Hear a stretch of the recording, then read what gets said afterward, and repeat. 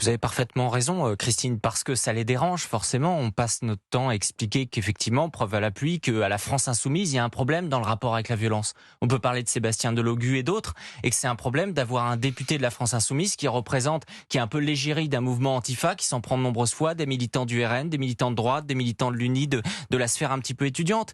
On se souvient qu'effectivement, à l'époque, sur les triples, lorsqu'il était fiché S, il expliquait, mais sur quelle base on me fiche S? Je suis d'une certaine façon un opposant politique. C'est totalement injustifié. Eh bien si, c'est justifié. Et ce n'est pas justifié uniquement depuis 1 an, depuis 6 mois ou depuis que 2023. C'est justifié depuis 2021. C'est justifié depuis plus de 5 ans. Depuis qu'il a commis cette agression, depuis qu'il était à la commande d'ailleurs de cette agression. C'est ça qui est décrit. Il était là parce que, en permanence, c'est pas la personne qui va donner des coups à chaque fois Raphaël Arnaud. C'est lui qui commande. Il y a cette forme de lâcheté aussi dans son attitude. Et donc, ça le dérangeait énormément, et ça dérange évidemment Jean-Luc Mélenchon s'il est auditionné par la commission d'enquête sur les liens entre l'islamisme et la France insoumise dans les jours prochains, ce week-end. Il faudra peut-être lui poser la question à Jean-Luc Mélenchon, comment il peut tolérer la présence de ce député chez lui. Et au-delà de ça, vous savez, c'est un énorme problème, parce que derrière le fait que des antifas voient que l'un de leurs représentants qui était violent, qu'il a quand même reconnu en tribunal, hein, c'est-à-dire que durant le procès, il a essayé de dire oui, c'était une période compliquée, etc.,